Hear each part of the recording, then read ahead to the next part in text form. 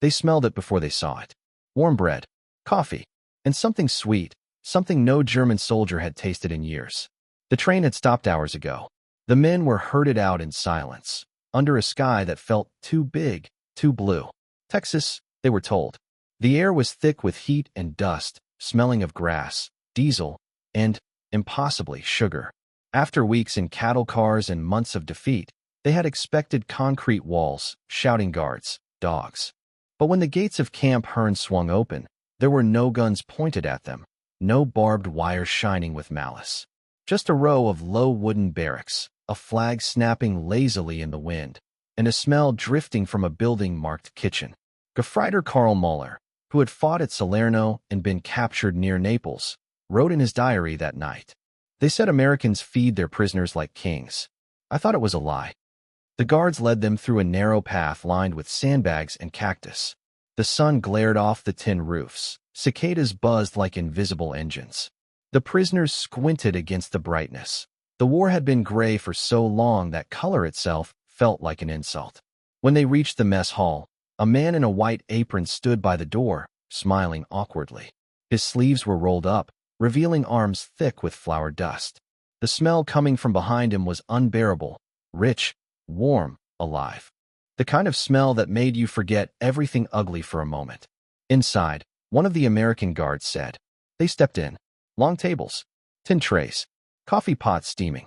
On each plate, eggs, bread, a pat of butter, and a slice of apple pie. The sound of boots scraping stopped. Nobody moved.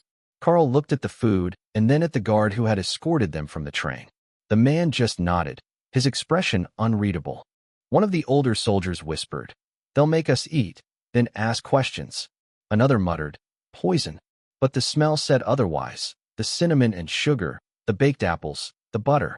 It was the scent of homes they'd lost, of kitchens they would never see again. Still, no one touched the pie. The Americans didn't seem to notice. The cooks moved from table to table, refilling coffee, offering more bread. No shouting, no orders. Just the quiet rhythm of breakfast.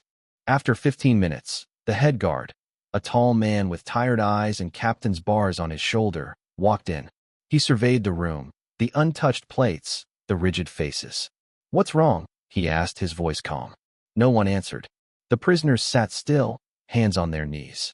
Finally, one man stood up, Franz Becker, an artillery sergeant from Hamburg. He was thin, his uniform hanging off him like a borrowed suit. He pointed to the food and asked in halting English, "Where's the punishment?" The American captain blinked. "Punishment?" The interpreter repeated the question in German. Murmurs spread across the hall. The Americans exchanged glances, uncertain whether to laugh or be offended. Then the captain said simply, "Eat. It's breakfast." When no one moved, he added, "You earned it by staying alive." He turned and left. For a long time, no one spoke. The only sound was the slow ticking of a wall clock and the wind outside pressing against the tin walls. Finally, one of the younger men, barely 18, picked up his fork. He cut a small piece of the pie, lifted it to his mouth, and tasted. He froze, swallowed, took another bite. Someone laughed. Another whispered, "So this is defeat." Karl Müller wrote later, "It was not sweetness I tasted. It was confusion, the kind that makes you ashamed to still be human." The laughter faded. Soon, all that could be heard was the quiet scrape of metal forks on tin plates. Outside, the sun rose higher. The guards leaned on their rifles, watching without expression. For them, it was just another morning shift. For the prisoners, it was something they couldn't yet name. The moment the war inside them began to crack. By the end of the meal, the coffee was gone. The plates were clean. But the air in the hall felt heavy, like everyone had swallowed something they couldn't digest. That night, Karl wrote one more line in his notebook, just before lights out. No one touched the pie at first. "We thought it was a trick." Where are you watching from? Let me know in the comments below, and don't forget to subscribe to this channel. "Eat, boys," said the American guard. "It's dessert. You earned it by staying alive." The words didn't fit the place. A prisoner of war camp was supposed to sound like iron gates, shouted orders, boots in the dirt, not kindness. Yet here it was, spoken in a drawl soft enough to feel like a mistake. The men sat motionless before their trays. Dozens of Germans, still in dust-colored uniforms, their faces drawn from heat and travel, their hands rough from months of surrender. The pie sat in front of them, steam curling into the hot Texas air, untouched. The kitchen smelled of coffee and cornmeal, butter melting on the griddle, and something almost holy to men who'd spent the last 3 years living on tinned meat and despair. A few of the younger soldiers stared at their food as if it might vanish. Others looked to the guards for permission, then to their officers for direction. Captain Harold Evans, the commandant of Camp Hearn, stood by the doorway, watching. He had fought in North Africa, seen real cruelty, and had decided that decency was the stronger weapon. "You feed a man right," he once told his cooks, "and he'll remember what being human feels like." Now he watched the Germans wrestle with that very idea. He approached the table slowly, his boots silent against the wooden floor. "What's wrong with it?" he asked. No answer. He turned to the interpreter, who repeated the question in German. After a moment, one prisoner, the same sergeant who'd spoken earlier, Becker, stood and pointed at the slice of pie. His voice cracked when he asked, "Where's the punishment?" Evans blinked. "There is none."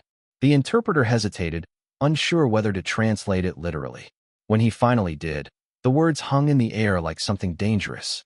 Becker sat down. No one moved. Across the room, one of the American cooks, a stocky man named Joe Marino, shook his head in disbelief. "They look more scared of the pie than our guns," he muttered. Evans almost smiled. "Let them figure it out," he said. For a few eternal minutes, no one spoke.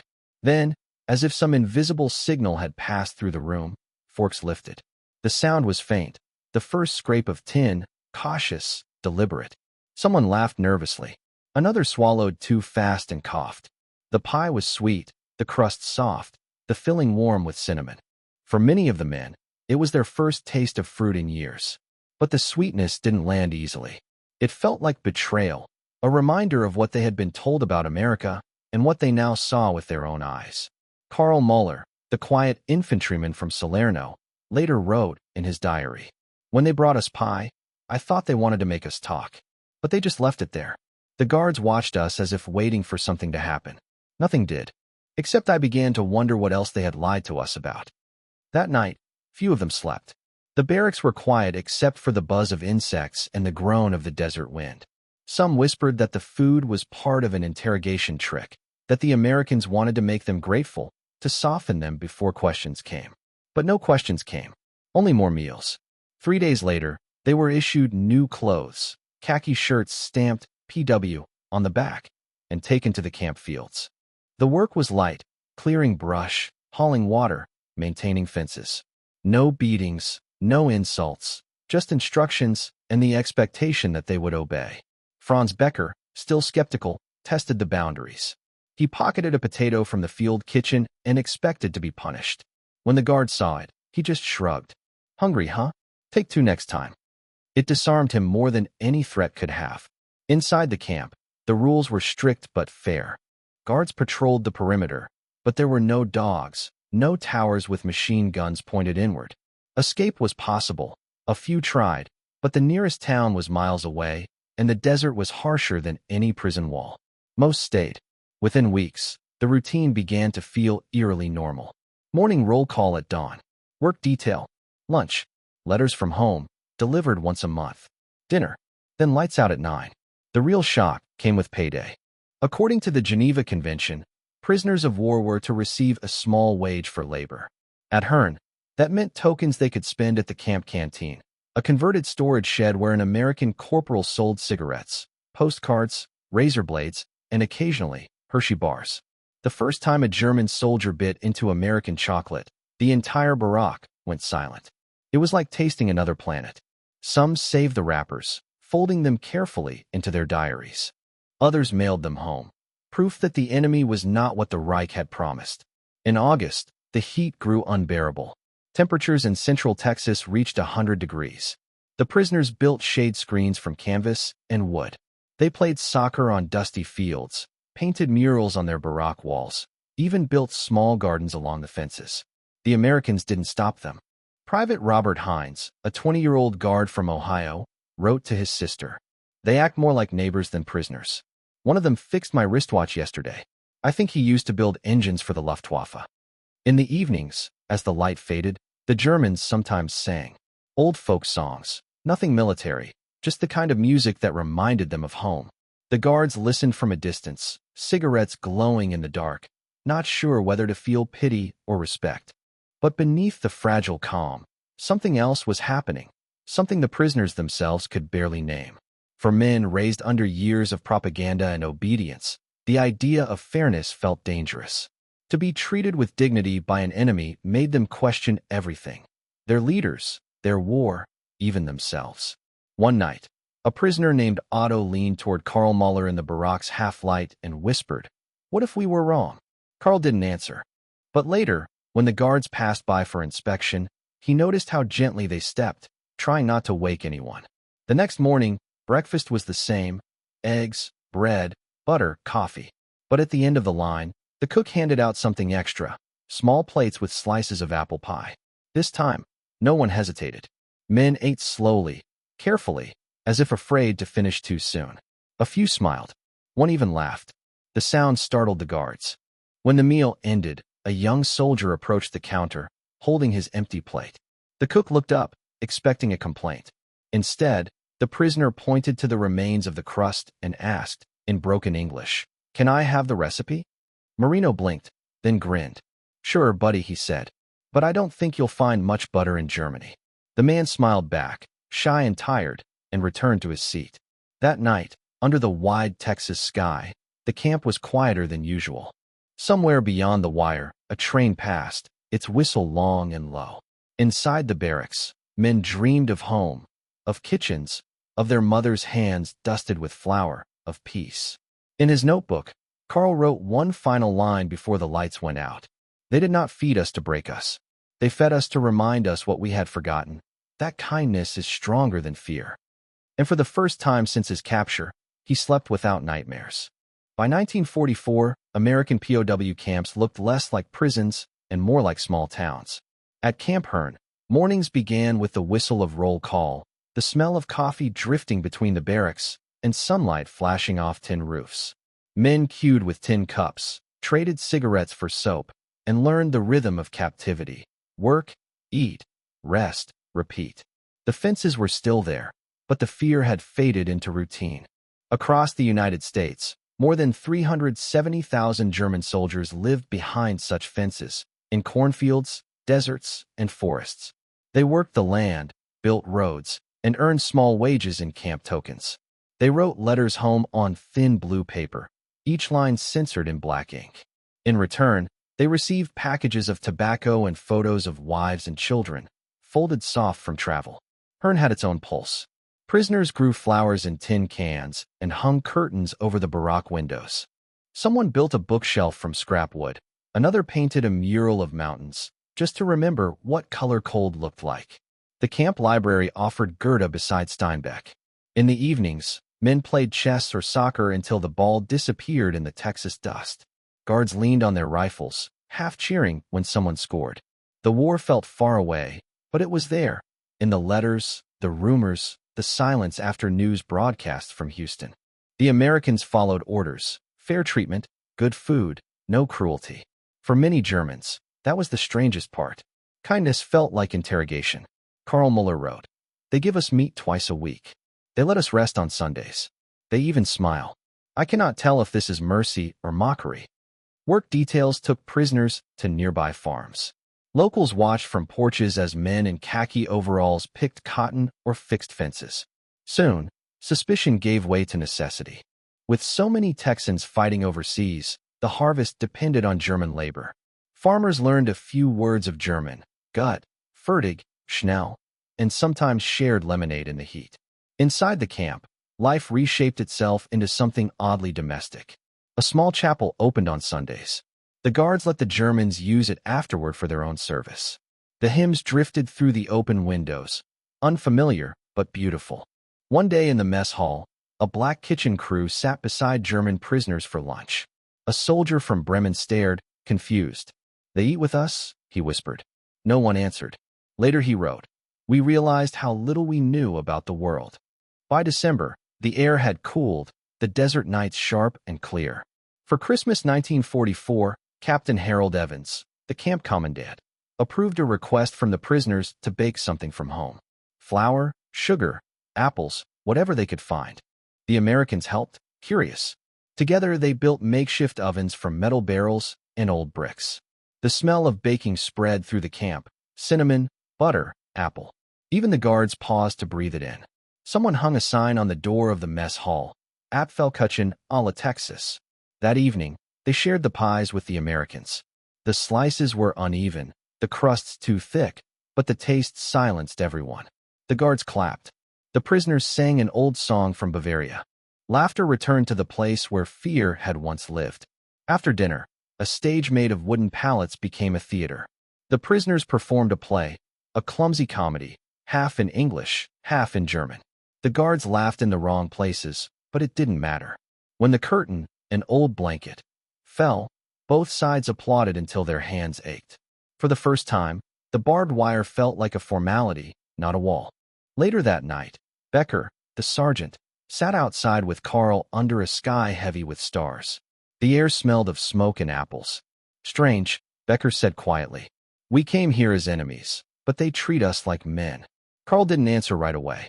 He watched the distant lights of the guard towers flicker, then said, maybe they're showing us what winning is supposed to look like. The camp was silent, except for the hum of insects and the occasional bark of a faraway dog.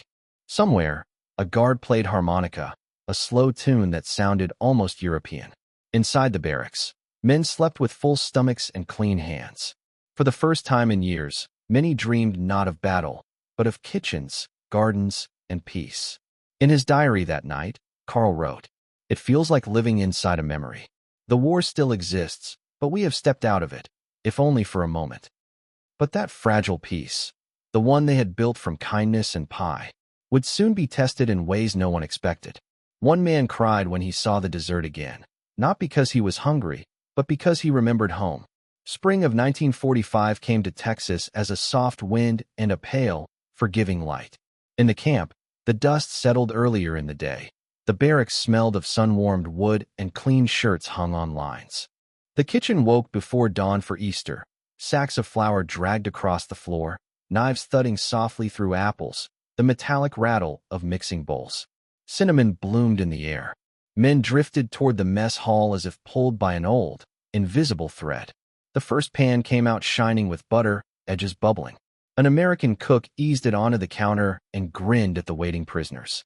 Someone whispered, Apfelkuchen, and the word moved along the line like a blessing. A guard opened the windows. Warm air pushed through, and with it the smell, bright, golden, impossible. Otto Reinhardt, once a schoolteacher from Kassel, took a seat by the window. He folded his hands to stop the shaking. Later he wrote, "It smelled like my mother's kitchen, but she died in a bombing raid 2 years ago." When his slice was set down, he did not touch it. He stared until his eyes filled and the crust blurred into the memory of a Sunday table, a lace cloth, the scrape of his mother's chair, the clink of a spoon in a glass. Around him, men hesitated, then yielded. The first bites were careful, almost reverent. A murmur rose, not delight, exactly, but relief. A sweetness that made the jaw ache with everything it asked you to remember. Talk began in fragments. A man from Cologne said the cathedral still stood, but the streets around it were gone. Another described a letter that arrived with 3 names crossed out and 1 word left. Vermist. A third said nothing, just held his fork like a pencil and drew the outline of a house on the damp tabletop. Joe Marino, the cook who had sweated over the oven since before dawn, listened without interrupting. He was a veteran of North Africa, forearms mapped with old burns and a healed slice of shrapnel near his elbow. When the room fell quiet, he said softly, "We all lost someone, friend." No sermon, no flag, just the fact of it laid down like a tool. Not everyone ate. At the end of one table, a small knot of men sat rigid, hands in their laps. They stared at the pie as if it accused them. "Not today," one said, pushing the plate away. "Not while my sisters are hungry." Another folded his napkin with military precision and whispered that sweetness was for peacetime, not for those who had marched under the black uniform. They punished themselves in the only way left, by refusing what was freely given. Guilt edged the room like barbed wire you could swallow. For some, each bite tasted of betrayal. To parents in air raid shelters, to wives counting potatoes, to children with hollow eyes. The fork became a scale, memory on one side, survival on the other. Men paused between mouthfuls as if bracing for judgment that never came. Otto lifted his slice at last, the steam already gone. He took the smallest corner and set it on his tongue. The crust collapsed with a soft crackle. The apples were warm and sharp, the sugar gentle as a hand on the shoulder. He chewed and let his eyes close. When he opened them, he saw Carl across the table, doing the same, both men a little ashamed for feeling alive. Outside, the flag barely moved. A mourning dove called from the fence line, its voice slow and hollow. Beyond the wire, an orchard planted by the camp gardeners held 2 stubborn blossoms. A guard walking the perimeter slowed, breathed in, and smiled without meaning to. After the meal, the chapel filled, not for a service, exactly, but for sitting. Some men prayed. Others wrote letters they would never send. One drew staff lines and penciled in a melody he couldn't quite remember, then left the paper on the pew for someone else to complete. In the barracks, Becker polished his boots until they shone like black water, and then stopped, staring at his own reflection as if it were a stranger he owed an apology to. Near sunset, small kindnesses multiplied. A cigarette passed, a spoon of jam shared, a story told without heroics. The camp seemed to relax by degrees, as if the fences themselves had exhaled. And still, a bruise of sorrow remained under everything bright. When lights out came, the corridors fell quiet. The kitchen stacked pans to dry. Marino hung his apron by the door and rubbed the ache from his hands. The guards made their rounds, boots soft on the boards. Somewhere a mouth organ tried the first bars of a hymn and faltered. At midnight, Private Hines, pacing the north side, stopped by Barack 7. On the sill of the open window, cooling in the night air, sat a small, neat slice of apple pie. Beside it lay a folded scrap of paper, held down by a spoon so it would not blow away. He lifted the note and read the careful English, each letter pressed hard into the page. For the dead. He stood there, uncertain whether to move the offering or salute it. In the end, he did neither. He left it where the moon could find it, where the sweetness could travel a little farther into the dark. By morning, the plate was empty and the note was gone. And the men woke to the ordinary day, carrying the taste of memory like a weight and a mercy, both at once. In August 1945, censors intercepted a letter from a German prisoner of war. It began, "Dear Mother, the Americans feed us too well." By then, Germany had surrendered. The swastika was ash, Berlin was rubble, and the world was holding its breath between victory and reckoning. Yet in Texas, Camp Hearn still woke each morning to the rattle of dishes, the crackle of flags, and the smell of coffee drifting through the fence. The war was over, but the waiting wasn't. The men behind the wire were no longer soldiers, just displaced lives in borrowed time. They filled their days with work, reading, and long silences. For the first time, the censors allowed letters to travel freely across the Atlantic, though every envelope passed through hands that searched for propaganda, confessions, or regret. Thousands wrote home. Some tried to sound brave. Others confessed confusion. One letter read, "They treat us fair. Sometimes I forget I am a prisoner. But then I wake and see the fence." Another, "We eat better than the civilians in Berlin. There is bread every day, meat sometimes, and last week, pie with apples. I can't stop thinking about it." Many of those letters were later archived as evidence of American humanity. At the time, they were simply lifelines, proof to families that their sons still existed. One such letter traveled across an ocean and a ruined continent to a village in Bavaria. The envelope was dirt-smudged, the paper thin from handling. It was read aloud in a small kitchen where neighbors gathered to hear news of anyone still breathing. "Dear Mother," the voice trembled as it spoke, "I am well. The Americans are kind. Tell the children I will bring them chocolate when I return." When the reader finished, no one moved. Someone wept. Outside, a cow lowed in the empty yard. Inside, there was only the sound of the wind through broken glass. At Hearn, Captain Harold Evans read a reply sent weeks later to another prisoner, a gray-haired private named Otto Reinhardt. The letter was short. "Dear son, I am glad you are fed. Here, we eat once a day. Stay where you are. At least there you are safe." Otto folded the page carefully and carried it in his pocket for days. rereading it until the ink began to fade. He stopped joining meals, claiming he wasn't hungry. When the cook asked why, Otto said quietly, "I have more than my mother." A few of the guards noticed the shift. After the war, they expected celebration, men cheering the end of duty, the promise of home. Instead, the camp grew quieter. The laughter from the soccer field thinned. Work slowed. It wasn't rebellion, it was shame. Many of the prisoners began to understand the true shape of what they'd fought for, not glory, but emptiness. They saw photos in newspapers of cities that no longer existed, children standing barefoot among ruins, flags gone limp over bones. And the kindness that once confused them now became unbearable. A guard found Becker one night sitting by the fence, staring into the darkness. "You all right, buddy?" he asked. Becker nodded without looking up. "Yes," he said, "but it's strange. I am freer here than I was at home." The guard didn't know what to say. He handed him a cigarette, and they smoked in silence until the stars turned silver. Some men began asking to stay in America after release. Not out of betrayal, but fear. Fear of what waited for them beyond the ocean. In one report, Evans wrote, "Several POWs requested resettlement. They believe they have learned too much of peace to return to the old country." The irony was heavy, even cruel.